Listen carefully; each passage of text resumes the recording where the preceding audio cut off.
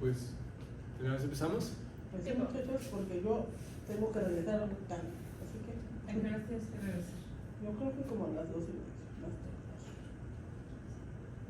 ¿Sí? Sí. ¿Yo? Ok. Alberto, ya vamos a presentar. Prende tu cámara. No. Ok, bueno, ahí está. Bueno, pues, for this project, we were tasked in making a screen printing machine. Our team is me, José Ignacio Montalvo, Rebeca, Quevedo. y... José Alberto Trejo. Overview. So, screen printing is the most popular and efficient method of applying functional inks and substrates onto plastic, metal, or in some other cases, in t-shirts, plastic bottles, etc. Automatizing the screen process offers several advantages, including increased efficiency and consistency in production. Automation minimizes human error, ensuring uniform quality across all printed materials. It also significantly speeds up the printing process, allowing for higher production volumes in shorter time frames. Additionally, automated systems reduce labor costs by decreasing the need for manual intervention and can be programmed for precise control. So, introduction. Screen printing is a process that allows printing on different types of materials using ink and in a mesh, maintaining quality and repeat prints. The technique involves transferring ink from a mesh into the medium, basically using a squeegee to put into for the ink to go through the mesh, and in a positive image of what you have on the mesh. It uses do we have that later or no? Okay. Explaining the process of screen printing. Okay, so it uses a photosensitive resin so that you can make your design, and then after making a post-process UV light reduction on it, it basically puts a positive image on the mesh so that you can go with your ink and pass the ink through that positive image. For this project, the company Printalia invited us to create a new prototype for the screen printing process they wanted to make, so they can adopt it into an industrial process. Our goal is to develop a useful and functional prototype that transforms a manual process into a semi-automatic one. Okay, so the design process. In this case, we have the 3D model, the electronic design in the middle. I think the Wi-Fi is lacking, but the images were there. But the 3D model which involves everything that was made by us and how we assembled it in a 3D model, which is SolidWorks.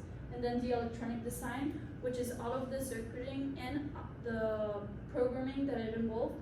Then the mechanical aspect, which is the machine that holds everything together and that moves and makes us able to do screen printing. Okay, so the initial design sketch. These are our initial designs in which we try to make an overview of what it would involve to make a screen printing machine.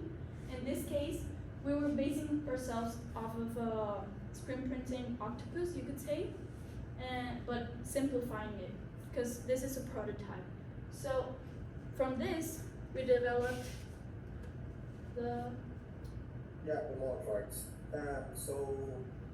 For some pieces that we need, like some L's or supports, we couldn't have the exact part that we need. So I basically modeled them on SolidWorks and obviously modify the parameters to make it current, and then printed them in 3D. Because, for example, the supports for the new support is the first image on the top left. That, for example, we couldn't find like the exact same size to support the aluminum profiles. For example, the L, we need like that little L with Q, so that can put it on there.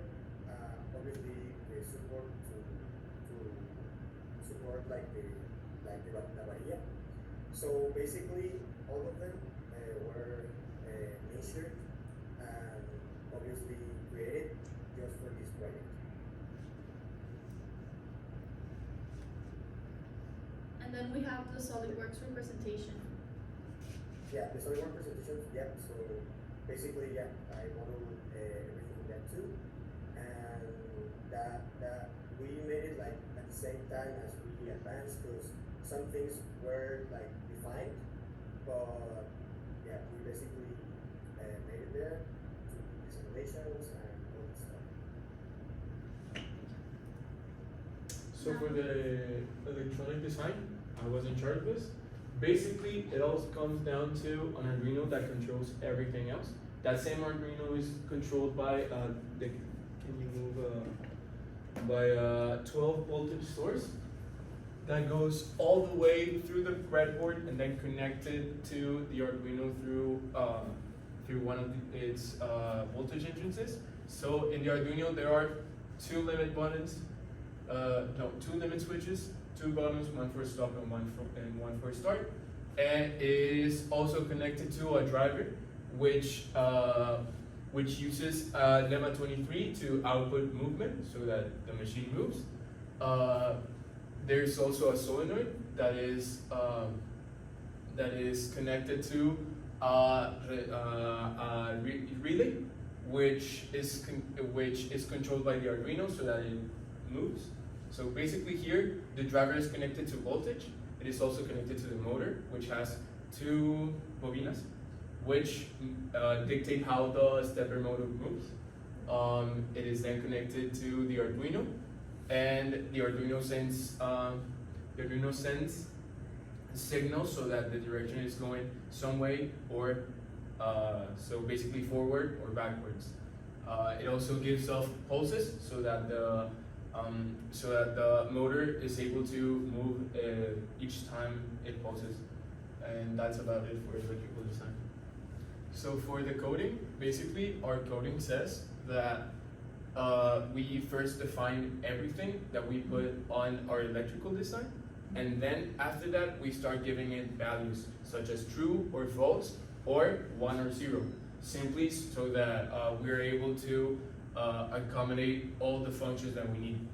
After that, we start by defining which of our outputs and inputs are inside our code. So basically, this, for example, this part says if start button is 0, so not activated, then the machine doesn't work until you press the start. It works, and for that we use a true and false. So basically, if you press the start button, it's always going to be running. If you press the emergency stop button, well, it's always going to be a false, so it turns off. Can you put the next one? Then after this, we put a limit so that we are able to know which direction it's going to. So for example, if the minimum limit is hit, it goes forward. If the maximum is hit, it goes backwards, and of course it prints it doesn't run if it doesn't run, so that you can troubleshoot the machine. It has a delay so that all the signals are able to be read, and then after that we just define how it moves using pulses and using direction. Next up was the mechanical design. As I mentioned earlier, we based ourselves off of a screen printing octopus. So first we came to the conclusion that we needed a base in which the cards are going to move, everything else that is going to make the printing design. And we decided that we needed this list of materials, which include the aluminum construction PTR, the machine nuts and screws, and well, everything else that is going to make up the machine. In this case, I don't know why the internet is lacking, but there was an image here that showed the construction process, and well, it involved a lot of cutting and measuring and recutting again of the parts that it needed to be done. so that we could assemble everything, including the electronic parts. And well, the process was lengthy and otherwise not difficult, but it would have been good if we had more access to cutting machines and other tools.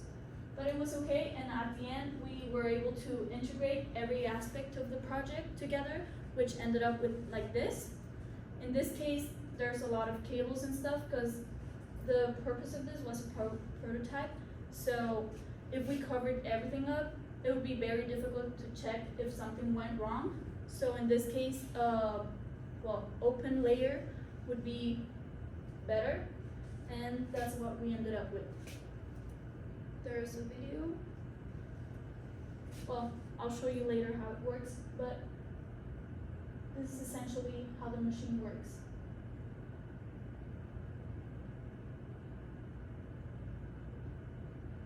Yeah. And we have the machine over there. If you Yeah. want to go close so that you can see that it actually works. Okay.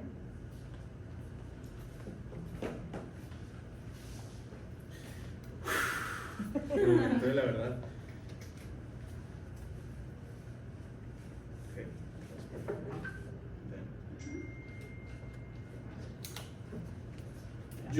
Just before anything, we had difficulties moving the project over here. So it's Yeah. repasted, re-glued, and a little under the weather.